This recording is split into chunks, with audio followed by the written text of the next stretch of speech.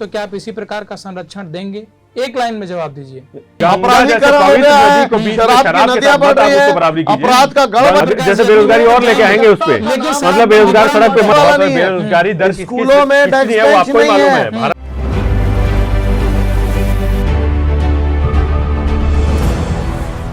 जमावड़ा news plus 21 का वह खास शो जहां जनता के विचार और सत्ता के दावेदारों से सवाल किए जाते हैं। आज के हमारे इस खास प्रोग्राम में हमारे साथ मौजूद हैं भाजपा से नेता राजीव चक्रवर्ती जी। सर बहुत बहुत स्वागत है। धन्यवाद। साथ में हमारे साथ मौजूद हैं छत्तीसगढ़ यूथ कांग्रेस नेता सत्यप्रकाश जी। सर आपका भी बहुत बहुत स्वागत है। शुरुआत करूं उससे पहले दो पंक्तियां आपको समर्पित करता हूं। चौराहे तिरंगे बेचती, चौराहे तिरंगे बेचती अम्मा की लाठी हूं, मेरा कलाम सा मजहब, मैं हिंदुस्तान का माटी हूं, हिंदुस्तान का माटी हूं। सवाल, पहला सवाल बहुत छोटा सवाल, लेकिन जब आप सुनेंगे तो कहेंगे कि कहीं न कहीं दरकिनार किया जा रहा है। दरकिनार किसको किया जा रहा है, शायद उसमें आप भी शामिल हो। सवाल सुनिए। छत्तीसगढ़ के सभी विधायक, मंत्री, खुद प्रदेश के मुखिया इस समय डेरा डाले हुए हैं किसी दूसरे राज्य में। अब सवाल है, क्या किसी आरोपी को संरक्षण देना सही है? और यदि सही है तो प्रदेश की जनता भी आपकी है। यदि प्रदेश की जनता को कभी आरोप लगे तो क्या आप इसी तरह सड़कों पर आकर संरक्षण देंगे? पहला सवाल, सीधा सवाल सत्यप्रकाश जी से। सत्यप्रकाश जी प्लीज। देखिए, मैं ये बोलना चाहूंगा कि राहुल गांधी जी के खिलाफ जो ईडी पिछले 5 दिनों से पूछताछ कर रही है, उनको कुछ नहीं मिला। 5 दिन क्या 50 दिन में पूछताछ कर लेगी तो उनको कुछ नहीं मिलेगा। उनको कोई आरोप वो सिद्ध नहीं कर पाएंगे। 2014 में ईडी ने इस केस को रीओपन किया, जून 2014 में, और आज जून 2022 है। 8 सालों में ईडी को मतलब कुछ नहीं मिला, 8 सालों में। मगर ऐसा नहीं है, ईडी बहुत सक्षम है, मगर मोदी जी और ये भाजपा सरकार इस केस को बंद नहीं करना चाहती है। भारत में एक प्रक्रिया है, आप कोई केस रजिस्टर्ड किए, उसको कोर्ट में लेके जाइए, कोर्ट फैसला देगी, केस खत्म। मगर 8 सालों में ये केस कोर्ट तक अभी तक गया ही नहीं है, कोई आप सबूत लेके नहीं गए हैं। क्यों? क्योंकि ये भाजपा सरकार इसको केस को शट नहीं करना चाहती है, उसको बंद नहीं करना चाहती है, क्योंकि इसका राजनीतिकरण करना चाहती है, ताकि जनता के बीच में भ्रम फैला सके कि राहुल गांधी जी बहुत करप्ट है, कांग्रेस ये है वो है, उसका राजनीतिकरण करना चाहती है। अच्छा, 2015 में जब बंद किया गया तब भाजपा की सरकार थी, क्या इनको नहीं पता था कि ये केस राहुल गांधी का ही है? वही तो मैं बोलना चाह रहा हूँ। 2014 में जब रीओपन हुआ है तो अभी तक 8 साल में क्यों नहीं इनको कुछ मिला है? ये सिर्फ और सिर्फ एक राजनीतिकरण है, एक बदले की भावना को लेकर आप बोल दीजिए, या इसकी तुष्टीकरण हो, या जो भी है, मतलब जनता को जो भ्रम फैलाने की राजनीति है। ईडी को अपने हाथों में ले लिया गया है, जितनी भी एजेंसियां हैं उनको अपने हाथों में ले लिया है। आप कुछ भी आप बीजेपी की सरकार के खिलाफ हो, मोदी के खिलाफ कुछ बोलिए, ये 2-3 अपने जो नालायक बच्चे जिसको बोलते हैं, जो अब अभी हो गए हैं 2014 से, ईडी, सीबीआई, जो भी तमाम एजेंसियां है, आईटी, उनको आप पीछे लगा देंगे, उनके पीछे रेड करेंगे। अभी आपने देखा होगा गहलोत जी ने सबसे आगे आके इस सरकार के खिलाफ बोला जब राहुल गांधी के लिए ईडी, और क्या हुआ, दूसरे ही दिन आईटी ने रेड किया, कहां? गहलोत जी के, गहलोत जी के भाई के। तो ये क्या दर्शाता है? मतलब इतने सालों में आपको नहीं याद है, मगर जैसे ही वो प्रेस कॉन्फ्रेंस करते हैं, मोदी जी के खिलाफ कुछ बोलते हैं, आप आईटी भेज देते हैं। तो ये क्या दर्शाता है कि अभी सारी एजेंसियां इनकी कठपुतलियां बन गई हैं। बच्चे, ये बहुत ही गलत शब्द है, मैं इसका विरोध करता हूँ। नहीं, मैं ये बोल रहा हूँ नालायक बच्चे अब हो गए हैं, अब हो गए हैं नालायक बच्चे। कांग्रेस के समय वो लायक बच्चे रहते हैं। हमारी सरकार अगर मध्यम वर्ग की, गरीबों की, चाय वालों की जब सरकार आती है, रिक्शे वालों की सरकार आती है, तो नालायक बच्चे कहलाते हैं। देखिए, ये जो राजतंत्र, देखिए हमारी सरकार में ही हुआ है। सत्यप्रकाश जी मुझे बोलने दीजिए, आप बोल लीजिएगा कि जब ये जो राजतंत्री तरीका है कांग्रेस पार्टी का कि हमारे युवराज को क्यों गिरफ्तार किया गया है, उनसे पूछताछ, हमारे युवराज को जी, तो ये जो तरीका है बहुत गलत है। अच्छा, भारत में कोई भी नागरिक अगर गलत करे, अगर वो फेरा फॉरेन एक्सचेंज के मामले हो, या इनकम टैक्स के मामले हो, या कोई भी जो इन्फोर्समेंट डिपार्टमेंट के मामले हो, 50 करोड़ देकर 900 करोड़ की संपत्ति को खरीद लेना, बेच देना, जिसमें टैक्सों की हेरा फेरी हो, जिसमें कई तथ्य तथ्य छुपाए जा रहे हो, तो उस मामले में अगर कानून अच्छा, अपना एक काम चीज करेगा मैं बोलना तो आप चाहूंगा। कहेंगे कि हमारी युवराज को परेशान किया जा रहा है, आपातकाल लग गया, गलत हो गया। तो इस प्रकार की बातें करना सर्वथा बहुत गलत है। कानून अपना क्योंकि काम इनके कर रहा यहाँ है शहंशाह और आप आज कुछ नहीं बोल छत्तीसगढ़ सकते। अंधेरे में है। क्योंकि इनके छत्तीसगढ़ के यहाँ विकास शहंशाह आप कुछ कार्य, नहीं बोल सकते। छत्तीसगढ़ के छत्तीसगढ़ तमाम बहुत- मंत्री, बहुत तेज तमाम विकास मंत्री, रफ्तार पे तमाम चल रहा है। विधायक, आपको मुखिया मालूम होना चाहिए। छत्तीसगढ़ से नाराज है और जनता तो कह रही कि ये लापता है।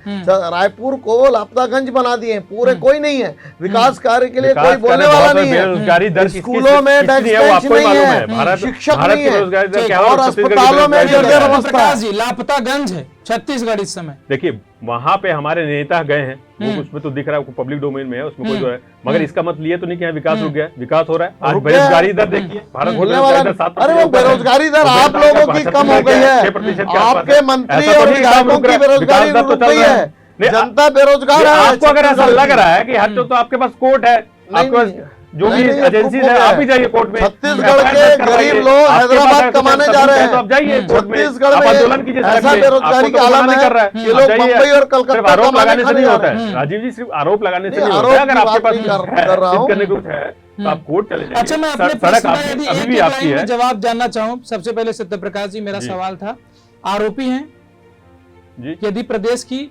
जनता में भी किसी प्रकार का आरोप लगता है तो क्या आप इसी प्रकार का संरक्षण देंगे? एक लाइन में जवाब दीजिए। प्रदेश की जनता पे क्यों, किस चीज का आरोप किसी लगेगा? भी प्रकार का यदि कभी आरोप लगता है तो क्या जिस हम प्रकार प्रदेश की से जनता के लिए विधायक, हमेशा खड़े हैं, उनके सुख दुख उनके लिए हमेशा खड़े हैं। कब नहीं खड़े? हमारी छत्तीसगढ़ सरकार ही सबके ठीक लिए है, राजीव सबकी चक्रवर्ती, खुशहाली के लिए राजीव छत्तीसगढ़ सरकार चक्रवर्ती, ने कितना इतने सही अच्छे है काम किसी किए हैं। आरोपी को संरक्षण देना, वो भी दूसरे राज्यों में जाकर? बहुत बहुत गलत है, बहुत खराब नहीं, मगर संदेश मैं जा एक रहा है चीज- एक कि चीज आप बोलना कानून चाहूंगा कि तोड़ो और आपके दूसरे पीछे पूरा राज्य में जाके मंत्रिमंडल मतलब खराब हो AICC जाए, हेडक्वार्टर में है जाते ना? हैं। देखिए इसके पहले AICC में हेडक्वार्टर में जाते हैं, चुनाव और हो रहा सबको था, हक है अपनी बात चुनाव रखने हो का, रहा आंदोलन था, करने का, पूरे मंत्री चाहे वो गायब मुख्यमंत्री थे। क्यों ना हो। कोरोना के 2 साल ऐसी क्वारंटाइन थे, पूरी लोग मंत्रिमंडल क्वारंटाइन था। उसके कोरोना बाद के दौर अभी में सबसे ज्यादा और अगर अभी किसी जो ने काम गरीबों के लिए था, काम किया तो हमारी अभी सरकार ने काम किया था, है। अभी काम था, सबसे स्कूल ज्यादा के लिए स्वास्थ्य आप विभाग, कोरोना का स्कूल मत विभाग, बोलिए, मोदी जी ने क्या किया था, सड़कों पे PWD लोग और पैदल चल रहे अपराधीकरण थे। तो इतना हो गया। दिल्ली से भाई पटना साहब तक मैं लोग बताऊं पैदल गए कि हैं। लोग अगर सड़कों पे अपने जाए, घरों को पता नहीं पैदल कि गए वो हैं। वापस आएगा कि नहीं, उसे छुरा मार दिया जाएगा। ये कानून व्यवस्था तार तार हो गई है और हमारे मंत्रीगण वहां पर राजनीति कर रहे हैं, छत्तीसगढ़ को अनाथ छोड़कर गए हैं। बहुत दुखद है और ऐसा उन्हें करना नहीं चाहिए था। और छत्तीसगढ़ की जनता ये पूछ रही है, आपके इस कार्यक्रम में भी पूछ रही है कि कहाँ है, कहाँ है? कोई सारे विकास के काम ठप है, अपराधीकरण हो गया, शराब की नदियां बह रही है और उसके बावजूद भी शराब सारे की नदियां बह रही हैं। बहुत 36 दुखद में से 32 वादे पूरे हो गए, शराब बंदी नहीं हो पाया। मगर सत्यप्रकाश कभी जी, नहीं होगा। मैं ये राजीव जी कमेटी को में बात डाल याद दिए दिलाना हैं। चाहता हूं ये हर कि- चीज की कि- कमेटी में कि डाल जब दिए हैं। विधानसभा में रमन- सत्यप्रकाश जी जी, सुनिए, जी। मैं तो ये चाहता हूं, मैं ये सवाल पूछो ही ना नहीं, कि मैं एक बात शराब बोलना बंदी चाहूं। कांग्रेस करेगी कि नहीं मैंने- करेगी। मैं बता रहा हूँ ना, एक बात बोल सुनिए। मैं ये इतना सवाल बस पूछना चाहता हूं, 2023 के जब चुनाव होंगे तो जब मैनिफेस्टो तैयार होगा तो आप क्या चाहते हैं कि 2023 में भाजपा के मैनिफेस्टो में ये हो कि शराबबंदी जी? भाजपा देखिए, कभी नहीं भारतीय करेगी। जनता जब पार्टी की विधानसभा मैनिफेस्टो में वो ये तय पारित हुआ करेगी, था, रमन सिंह जी लेकिन ने इन्होंने किया झूठ बोला। गंगा की कसम, तो गंगा की एक मिनट कसम राजीव जी, खाकर मैं झूठ। भी बोलना हाँ, चाहूंगा, जब बोलिए। विधानसभा में रमन सिंह जी ने ये किया था कि सरकार मतलब शराब बेचेगी, तब इनके ही विधायकों ने ऐसे ऐसे टेबल पे तालियां बजाई थी। तो आप उस बंद समय क्यों उस नहीं समय क्यों करते? नहीं किया? अब उस आप समय क्यों नहीं क्यों बंद करते? भाई हमने कभी ये नहीं कहा कि हम उसको बंद करें, हमने कब बोला, मगर हम कोशिश कर रहे हैं कि सबसे मतलब जो नशा मुक्ति है वो कम हो, नहीं, नशा कम आपने हो। पूर्ण मगर शराबबंदी का मैनिफेस्टो में वादा किया था। पूर्ण शराबबंदी कभी हमने नहीं किया वादा, पूर्ण शराबबंदी का कभी नहीं बोला, आपने पूर्ण शराबबंदी का कभी नहीं बोला।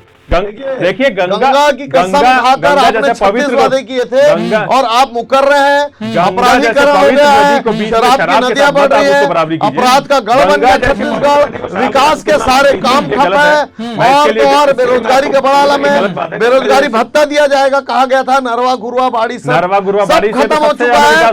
छत्तीसगढ़ में कुछ रोजगार नहीं की हो बात रहा किया है। जाए तो गरीब गांव में सबसे ज्यादा रोजगार है। सीधा ये कहना चाहते हैं कि शराबबंदी नहीं होगी।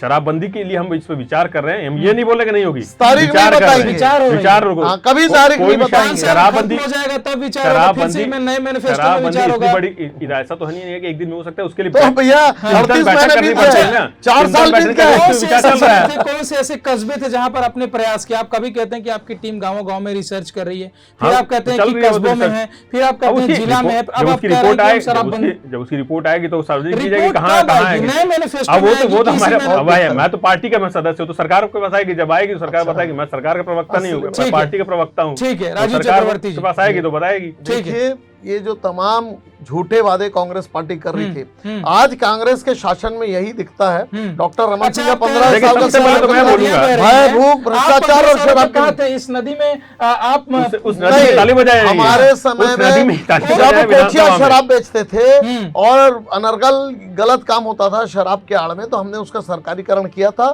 ताकि नियंत्रण हो। और शराब के जो व्यवसाय में जो इनके गिरोहबाजी होती थी ठेकेदारों की, उसको रोकने के लिए सरकारीकरण किया। आज कांग्रेस पार्टी 4 साल से है, क्यों नहीं बंद कर देती भाई? मैनिफेस्टो में सरकारीकरण बंद कर दो, प्राइवेटाइज कर दो। कांग्रेस पार्टी कुछ नहीं कर रही। कांग्रेस पार्टी जब लॉकडाउन लगा था, लोग अनाज के लिए भटक रहे थे, तो कांग्रेस पार्टी घर घर में शराब बांट रही थी। ऑनलाइन शराब, ऑफलाइन शराब, घर घर शराब, देखिए गाँव शराब। तो कांग्रेस पार्टी की 2 मुख्य काम है, सबको नशे की आदी कर दो, गोली खिलाओ और नशा करो। और भाजपा की सबसे बढ़िया क्या है, बेरोजगारी दर बढ़ाओ और अग्निवीर जैसे लेके आओ स्कीम, जो मतलब बेरोजगारी और बढ़ाएगी। जैसे बेरोजगारी और लेके आएंगे उस पे, मतलब बेरोजगार सड़क पे मर रहे हैं, बच्चे मर रहे हैं, कश्मीर से लेकर नीचे कन्याकुमारी क्या हो रहा है ये सबको मालूम है। कश्मीर के क्या हालात है, बेरोजगारी क्या हो रहा है, ये अग्निपथ से क्या हालात बने हुए, यूपी बिहार में क्या हाल चल रहा है। हमने 370 खत्म किया।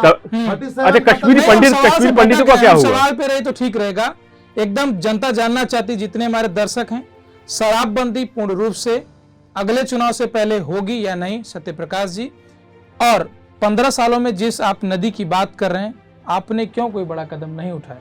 दोनों लोग से एक सवाल। पहले सत्यप्रकाश जी। देखिए, मैंने अभी भी बोला आपको कि उसकी सर्वे चल रही है, जब रिपोर्ट आएगी तो सार्वजनिक होगी। हमारे प्रयास है सबसे कम हो। ठीक है, सर्वे की रिपोर्ट का इंतजार करें। ठीक, राजीव चक्रवर्ती। सर्वे का रिपोर्ट कभी नहीं आएगा, क्योंकि शराब के व्यापार में लिप्त है कांग्रेस पार्टी के बड़े लीडरान लिप्त है, ये स्पष्ट हो गया। और ये कभी खत्म नहीं करेंगे। ये राजीव जी पहले अपने 15 साल का बताइए ना, जो ताली बजा थे। सुशासन था, सुशासन नहीं था, दारू की नदियां नहीं, मतलब समुद्र बह रहे थे, नदियां थोड़ी है, दारू की समुद्र बह है, नदियां तो बहुत दूर की बात है। कदम था और हम लोग कोशिश कर रहे हैं। उस सरकारी तंत्र की वजह से तो ठेकेदारी बढ़ी थी, हर गली गली मोहल्ले में दारू के ठेके बने थे। छत्तीसगढ़ सबसे ज्यादा कंज्यूम शराब होने वाले राज्यों में से, बड़े बड़े राज्यों को पछाड़कर। तो ये दर्शाता है कि शराब ये कभी, हम तो स्नेह बंद कर रहे थे चरणबद्ध तरीके से, चरणबद्ध तरीके से ये बढ़ा रहे हैं।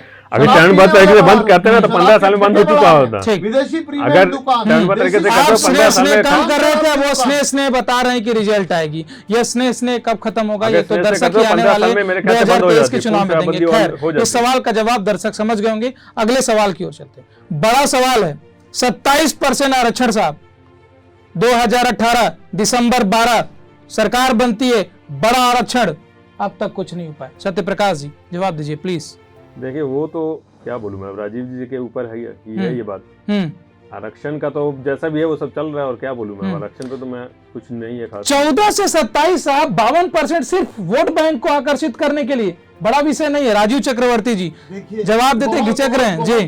27% हम देंगे उसमें कितनी चालाकी से इनके सरकार, इनके मुखिया ने एक खेल खेला। इन्होंने आरक्षण की घोषणा की और इनके पार्टी के जो शोध पीठ के लोग हैं, उन लोगों ने जाके उसमें हाईकोर्ट में याचिका दायर कर दी कि नहीं देना चाहिए 50। आपको नहीं लगता रिसर्च में कहीं फेल हो गए आप लोग?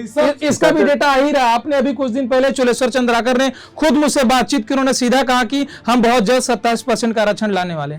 वोट बैंक को सिर्फ साधने की राजनीति। जब हमारे वरिष्ठ नेताओं ने बोल दिया लाने वाले हैं तो लाने वाले हैं। अभी कुछ दिनों में आप देख लीजिएगा, कुछ दिनों में आपको मिल जाएगा। सवाल तो यही है ना, 14 से 27% बराबर लगभग 49 पॉइंट कुछ परसेंट जा रहे हैं साहब। कुछ तो संविधान के हिसाब से निकालेंगे रास्ता ना, कुछ संविधान के हिसाब से रास्ता होगा, सबका भला हो सके, हो सबका भला हो सके। हमारी जनता सब, हमारी सरकार सबके लिए काम करती है, हमारी सरकार सबके लिए काम करती है। छत्तीसगढ़ सरकार देती है और ले लेती है। ठीक है, हमारी सरकार सबसे ज्यादा देती है, चाहे नरवा गुरुवा से लेके हो, चाहे रोजगार से लेके हो, सबसे ज्यादा काम करती है। अब धधक, ठीक जवाब समझ गए। अब धधक रही राजनीति की ओर चलेंगे। बड़ा सवाल है, 4 साल बाद युवा कहां जाएंगे? राजीव चक्रवर्ती जी। 4 साल बाद युवा को ये चाय बेचने के लिए लगाएंगे, पकौड़े बेचने के लिए लगाएंगे। 12 लाख लेके सत्यप्रकाश जी चाय बेचेंगे, बड़ी दुकान खोलने की जिम्मेदारी दी जाएगी। 12 लाख में आप कौन से कितनी बड़ी दुकान कर लीजिए, चलिए बताइए। ठीक है राजीव जी, पहले प्रतिक्रिया दीजिए जी। बोलने दीजिए। बहुत सेंसिटिव और बहुत शानदार, मैं आपको धन्यवाद देता हूँ आपके चैनल को कि देखिए हमारे देश की और पूरे विश्व की अर्थव्यवस्था ऐसी हो गई कि हम पूर्णकालिक रोजगार नहीं दे सकते कुछ क्षेत्रों को छोड़ के। अब बच गया सैन्य क्षेत्र। हम देखते हैं कि इजराइल, ईरान और बाकी जो यूएस कंट्री है, यूएस है, वहां पर हम देखते हैं कि सेना में शॉर्ट टर्म सर्विस लिया जाता है। मैं ये बोल रहा हूँ, इजराइल हो ये ईरान हो, उनकी भौगोलिक स्थिति और भारत की भौगोलिक स्थिति अलग अलग है। इस चीज को ध्यान में रखते हुए सोचना चाहिए। धर्म तो रक्षा का, तो शॉर्ट स्कीम पहले से ही थी, एसएससी शॉर्ट सर्विस कमीशन, वहाँ 10 साल का सर्विस पीरियड था। उस 10 साल में भी ये डेटा आया है कि 60% लोग 4 साल में छोड़ देते थे और वापस वो बैंकिंग क्षेत्र में या दूसरे बीमा क्षेत्र में, दूसरे क्षेत्र में, अर्ध सरकारी क्षेत्र में या प्राइवेट क्षेत्र में नौकरी करते थे या व्यापार करते थे। ठीक है। तो सरकार ने जब ये डेटा देखा कि लोग 6 साल या 5 साल ही उनकी टर्म रहती है, या जो हार्डकोर मिलिट्री में रहता है, जो बहुत पैशन रखते हैं सेना के प्रति, वो लंबी। अच्छा, अगर आपका सब कुछ डेटा सही था तो आपने 21 को 23 अचानक से क्यों कर दिया? लोगों वही तो इनके स्कीम है, तो यही तो देश राष्ट्र में चलाना ना कि आप स्कीम ले आइए उसके बाद ले आइए। बिना सुझाव के सीए लाया, बिना सुझाव के आपने, बिना किसान बिल लेके आए थे, बिना सुझाव के किसान बिल लेके आए हैं।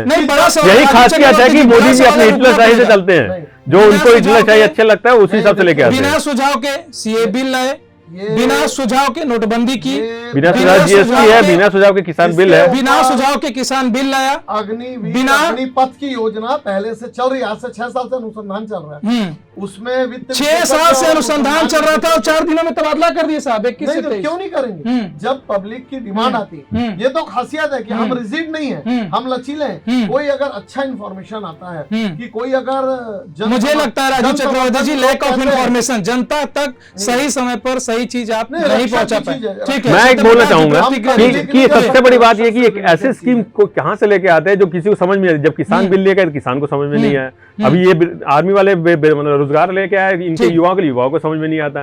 दरासल इनका ये रहता है कि सब पकौड़े बेचे, चाय बेचे, बस at the end Modi ji ये चाहते हैं कि कोई ऊपर ना उठे, मतलब जिंदगी सुधरे ना, गरीब ऊपर ना उठे। तो पिएगा कौन? सवाल तो ये भी है ना, यदि सब लोग चाय बेचेंगे तो पिएगा। वही तो चाह रहे हैं ना कि बस चाय बेचो, उसमें भी आमदनी ना हो, मतलब बेचो, बिके ना बिके, उसमें भी नहीं है। देश की अर्थव्यवस्था ऐसी नहीं है कि सबको बैठाल के हम पेंशन दें। अच्छा, एक बात बताइए, आर्थिक समस्या आती है, अगर आपने 4 साल किया, चलिए ठीक है, तो उसमें आपने अधिकारी लोगों के लिए क्यों नहीं किया? सिर्फ एक जवान के लिए क्यों आपने ये प्रावधान रखा? ठीक है सर, जी बोलिए। युद्ध का जो आधुनिक युद्ध होता है एक देश का दूसरे देश से, एक समय जो युद्ध होता था वो युद्ध होता था आमने सामने, पुशअप, डायरेक्ट लड़ाई, जो गुत्थम गुत्थी का युद्ध बोलते थे, या बैनेट लेकर घोप निकाल होता था, वो युद्ध होता था। आज युद्ध है टेक्नोलॉजी का, जिसमें जो वेपन्स आते हैं, रॉकेट लॉन्चर्स आते हैं, ऑटोमेटिक राइफल्स आते हैं, लंबी दूरी के हेलीकॉप्टर्स आते हैं, तो रॉकेट, ये सब जो युद्ध है उसमें बहुत पैसा खर्च होता है, जिसमें संसाधन, मानवीय संसाधन से ज्यादा टेक्नोलॉजी की उपयोग होती है। उसके लिए सेना ने ये देखा कि 65%, मान लीजिए आपने सेना को 100 रुपए दिया, तो उसमें 65 रुपए केवल वेतन और भत्ते में ही चला जाता है। और वेपन्स खरीदने के लिए आज जब हमारे तरफ चीन खड़ा है, हमारे तो अंदर आ गया है, पाकिस्तान खड़ा है, मोदी जी की लाल आंख नहीं दिख रही है, लड़ाई नहीं कर सकते, हमको समय समय पर पॉलिसी चेंज करनी पड़ती। तो ये समय, देश काल, वातावरण, आज समय की पॉलिसी ये है कि हम कम खर्च में आधुनिक युद्ध खरीदें, युद्धपोत खरीदे, चीनूक हेलीकॉप्टर्स खरीदे, बड़े बड़े मिसाइल्स खरीदे और ड्रोन खरीदे। तो उसके लिए जरूरी था कि हम बजट को कम करके कम से कम संसाधन में सेना को ज्यादा प्रतिक्रिया सत्यप्रकाश जी, और ये बहुत अच्छी चीज है, क्रांति होकर रहेगा। राजीव जी, मैं बोलता सुनिए, अभी आपने अपनी बात रखी, मैं नहीं बोला। नहीं, अग्निवीर तो सफल हो गए, जिस प्रकार से नाम दिया था अग्निवीरों ने दिखाया 4 दिनों में कि वो कितने बड़े अग्निवीर हैं। ठीक है, इनके यही है, अगर किसान आंदोलन करता है खालिस्तानी हो जाता है, और अभी ये है तो ये अग्निवीर नहीं है। मतलब आप क्या कहते हैं, सही कर रहे हैं, जो सेना में जाता है वो अनुशासन रखता है, और जो अपने अनुशासन अगर आप उनकी बात नहीं सुनोगे दुश्मन के सर फोड़ने वाले अग्निवीर, सत्यप्रकाश जी, तो सरकार को जगाना पड़ता कभी कभी, तो सरकार को जगाना। मेरा ये सबसे पहला सवाल ये है कि इन्होंने अग्निपथ लेके आए स्कीम, 4 साल के लिए लेके आए सैनिकों के लिए, तो ये एनडीए जो एग्जाम होता है उसके लिए क्यों नहीं, मतलब अधिकारी लेवल के आदमी क्यों नहीं, सिर्फ नीचे जवानों को लिए किया, क्यों किया ऐसे 4 साल? दूसरी पहली बात, दूसरी कि 10वीं 12वीं करके आदमी जाता है जवान बनने के लिए, उसके बाद वो बाहर आएगा, ठीक है, तो उसके बाद क्या एक्सपीरियंस है? जवान का क्या एक्सपीरियंस है? सिर्फ वो लड़ाई लड़ता है, उसको क्या नौकरी बार मिलेगी? और अभी हाल फिलहाल अरे हर साल 55,000 सैनिक रिटायर होते हैं, 2 से 3% लोगों को ही नौकरी मिलती है। और आपके कैलाश विजयवर्गीय जी क्या उसको बोलते हैं, वो मैं बोलना भी नहीं चाहता, उतने निम्न स्तर पे मैं नहीं जाना चाहता हूँ कि आपके कैलाश विजयवर्गीय जी ने क्या बोला उस निम्न स्तर पे मैं नहीं बोलना चाहता हूँ, मैं वो बोलना भी नहीं चाहता हूँ। इसलिए आपके भाजपा वाले क्या सोच रखते हैं अग्निवीर वालों को, वो सबके सामने है। वो डीप रिसर्च क्या कर पा रहे हैं आप? अरे बिना रिसर्च के सब चले आते हैं, नहीं सफल हो पाए आप। ये अग्निपथ भी वापस जाएगा, ये अग्निपथ भी वापस जाएगा, इनको वापस देना पड़ेगा। सवाल पूछ रहा हूँ, सीधे तरीके से जवाब दे दीजिए प्लीज। सीधा जवाब है कि हर स्कीम सफल हुआ। जीएसटी कांग्रेस पार्टी बस्ते में भरी रही 10 वर्षों तक ला नहीं पाई। और जीएसटी से कितने निम्न वर्ग, समझिए कितने छोटे उद्योग बंद हुए, वो भी आप देखिए। राजीव चक्रवर्ती जी, आप अनुशासित पार्टी वाले हैं, आप सभी नियमों को ध्यान में रखते हैं, आप डीप रिसर्च करते हैं, उसके बावजूद भी नागपुर से 5,000 युवा सीधा दिल्ली जाते हैं, कईयों की मौत होती है, कई बीमार होते हैं, नहीं सुनते आप। फिर आप कहते हैं कि ट्रेन जलाया जा रहा है। आप सीधे तरीके से क्यों नहीं सुने आखिरकार 2 साल? यही मेरा बोलने का मतलब है कि युवा पहले से रोड पे था। 3 साल से इन्होंने आर्मी में भर्ती बंद कर रखी थी। 3 साल हो गए थे राजीव जी, 3 साल से भर्ती बंद थी। तो हमने बढ़ा दिया। उन्होंने कहा आयु सीमा में छूट दिया जाए, आयु सीमा में छूट दिया गया। अब जब देश जलने लग गया तब इनको याद है कि आयु सीमा बढ़ाई है। ये चीज तो युवा पहले से मांग रहे थे कि हमारे 2 साल के एक्सटेंशन दीजिए, मगर इन्होंने नहीं सुना सरकार ने। मोदी जी इसलिए शाही में चलते हैं। 4 फायदे मैं जान लेता हूं राजीव चक्रवर्ती जी। यदि 4 सालों के लिए अग्निवीर भर्ती होते हैं अग्निपथ योजना के तहत, 4 बड़े फायदे गिनाइए आप। सबसे बड़ा फायदा, देश में कुशल युवा जो सेना की ट्रेनिंग लेंगे, उनको देखकर दूसरे युवा जो भटके हुए नौजवान हैं, जो नशे के गिरफ्त में है छत्तीसगढ़ में, तो वो युवा उनको मौका मिलेगा। वो जब कॉमन सिविल के बीच में जाएंगे तो युवाओं से प्रेरणा मिलेगी और दूसरी खेप भी तैयार होगी। दूसरा, सेना अत्याधुनिक हथियार खरीदने के पास सेना के पास पर्याप्त फंड रहेगा जिससे वो सेना का आधुनिकीकरण कर सके। तीसरा सबसे बड़ा फायदा है कि जब ये लोग आएंगे, ये अपना व्यवसाय शुरू करेंगे, इनके पास एक फंड रहेगा, उस फंड से देश की आर्थिक स्थिति सुधरेगी। वो लोग अपना बिजनेस स्टैब्लिश करेंगे तो वो देश के लिए आएंगे, कुछ लोग किसानी करेंगे। और चौथा सबसे बड़ा फायदा है कि हम जो देखते हैं कि हमारे पास अचानक जो 4th फ्रंट की जरूरत पड़ती है सेना में, पहले रहता है जो फ्रंट लाइन, उसके बाद रहती है 2nd पैराट्रूपर्स, 3rd लाइन रहती है कि जो पैरामिलिट्री है, सीआरपीएफ वगैरह, और 4th लाइन की देश में बहुत कमी थी। और 4th लाइन के रूप में ये जो अग्निवीर है वो तैयार रहेंगे। तो कभी आपात स्थिति रही तो सेना के पास एक रेडीमेड, एक जोशीले जवान, जिनके पास ट्रेंड इन्फेंट्री ट्रेनिंग किए हुए जवान, वो जोशीले जवान तैयार। राजीव चक्रवर्ती जी के जवाब सुन के ऐसा लग रहा है खुद राजीव चक्रवर्ती जी 2 महीने में भर्ती प्रक्रिया में शामिल होने वाले हैं।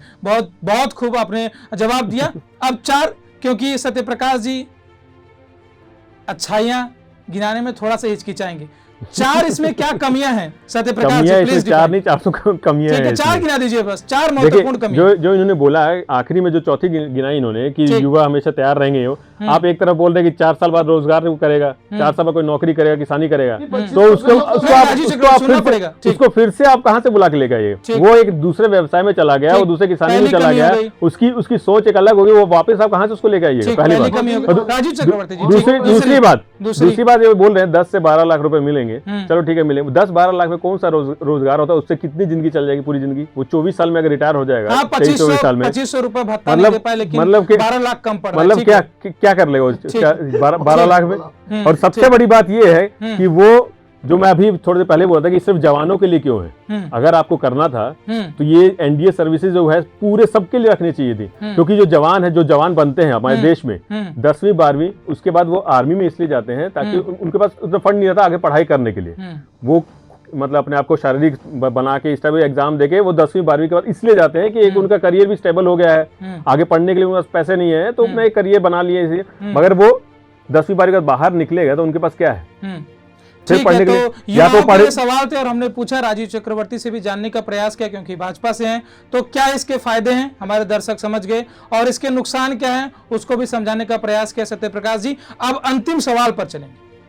महाराष्ट्र जाएंगे, बड़ा गठबंधन हुआ था साहब, 2.5 साल होते होते पता नहीं कहां से एक ऑपरेशन आया, लोटस, सत्यप्रकाश जी, क्या है ये लोटस ऑपरेशन? क्या सच में सिर्फ अभी अभी इन 6 महीनों में लॉन्च हुआ या पिछले 2.5 सालों से सिंधे के दिमाग में कुटपुतली बनकर नाच रही थी? जी प्लीज। जी, ये तो बोलते ना इनके शहंशाह और जो उनके साथ हैं दोनों मिलके मतलब पूरे भारत में लोटस चलाते हैं। 3 है, बहुत कंफ्यूजन होता है क्योंकि मुखिया जी कहते हैं कि 2 हैं, फिर कभी कभी कोई कहता 3 है कितने लोग ये लोग? ये मेन तो 2 ही है, मुखिया जी कहते हैं दो है, एक शहंशाह उनके साथ, एक शहंशाह उनके साथ, वो सबको मालूम है, जनता भी जानता है, सब जानते हैं वो। और वो जो इनके अध्यक्ष है वो तो सिर्फ कठपुतली है वो नाम के लिए, बाकी सब काम तो शहंशाह और उनके मित्र जो है परम मित्र गुजरात से तड़ीपार भी रह चुके हैं, वो मिलके ये सब करते हैं। शहंशाह तड़ीपार ये सब मिलके करते हैं सब। और लोटस इनका तो पहले कर्नाटक में सब बहुत पहले किए, एमपी में किए, इनका तो मतलब ये धंधा है, समझ लीजिए है क्या ये धंधा है। ऑपरेशन लोटस के मुखिया शहंशाह हैं,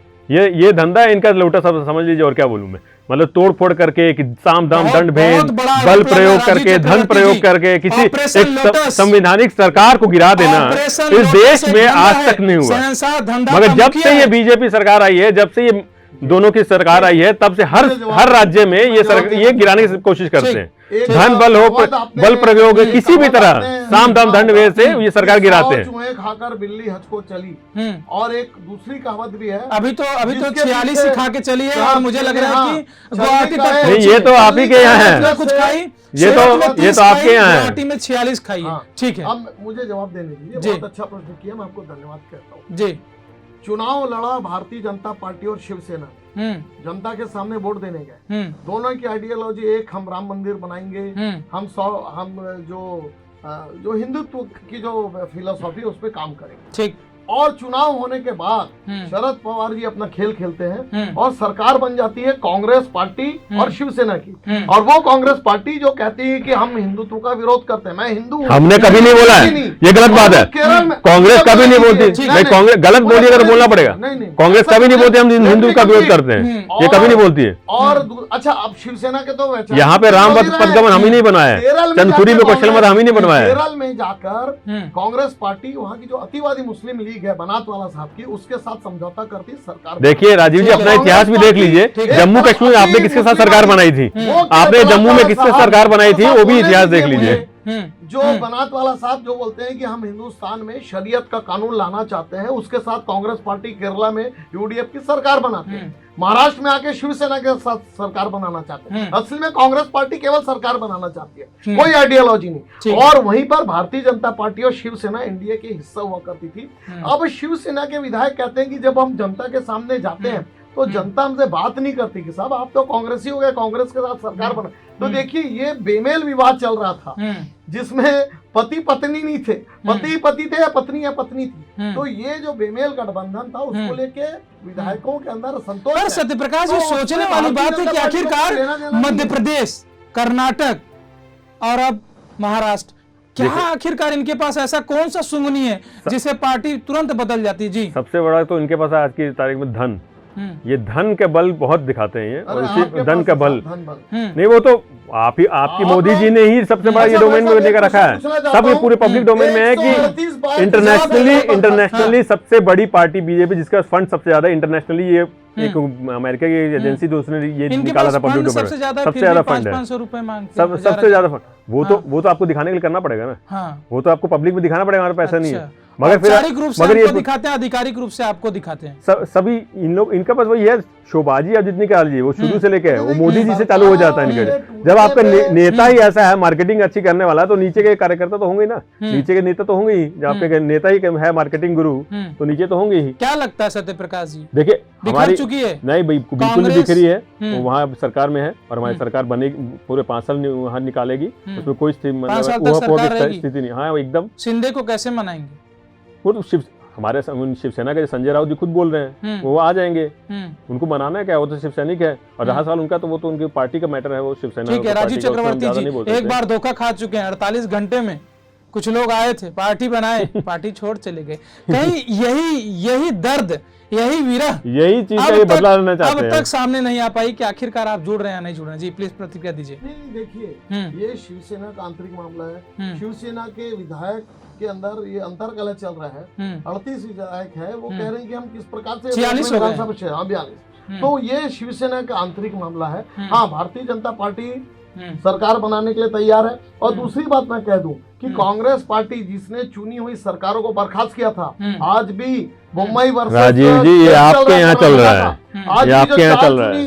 4 राज्य सरकारों को बर्खास्त कर दिया था कांग्रेस पार्टी ने। आपने तो कांग्रेस पार्टी वो पार्टी आपने है एमपी से लेके, कर्नाटक से लेके, मणिपुर से लेके सब जगह किया है, गोवा से लेके। हमने चुनी सरकार को बर्खास्त नहीं किया, आप लोगों ने अपने तो आप शक्तियों से चुनी आप सरकार को गिरा देते हैं ना, लोटस चला गया, सरकार को गिरा देते हैं, बर्खास्त करने तक जाते ही नहीं, उससे पहले गिरा देते चुनी सरकार को। बर्खास्त कर दिया था। तो आप सरकार को गिरा देते हैं। जो एजेंडा है वो चुनी सरकार को गिराने का है। चलिए आप दोनों का बहुत बहुत शुक्रिया, क्योंकि समय समाप्त हो चुका है। इस डिबेट को आगे भी हम बढ़ाएंगे। आज क्योंकि वर्तमान राजनीति पर बात थी, तो हमने प्रदेश से लेकर तमाम राज्यों पर गए और वहां की क्या वर्तमान राजनीति है, छत्तीसगढ़ के साथ साथ तमाम दूसरे राज्यों की क्या वर्तमान स्थिति है, किस प्रकार से भारतीय जनता पार्टी और कांग्रेस की पार्टी किस प्रकार से अपने अपने दावेदारी वर्तमान में मजबूत कर रही है, क्या उसकी हालिया स्थिति, इस पर आज हमने बातचीत किया। आने वाले समय में देखने वाली बात होगी कि आखिरकार शराबबंदी जो पिछले 20 वर्षों से लगातार मुद्दा बना हुआ, चाहे वो भाजपा की सरकार रही हो या फिर ये वर्तमान की कांग्रेस की सरकार रही हो, पूर्ण शराबबंदी कभी हो नहीं पाई है। अब देखने वाली बात होगी कि आखिरकार इस पर कितना बड़ा आने वाले समय में बहस होता है। आज के लिए बस इतना ही। देखते रहिए न्यूज़ प्लस 21। बहुत बहुत शुक्रिया, धन्यवाद।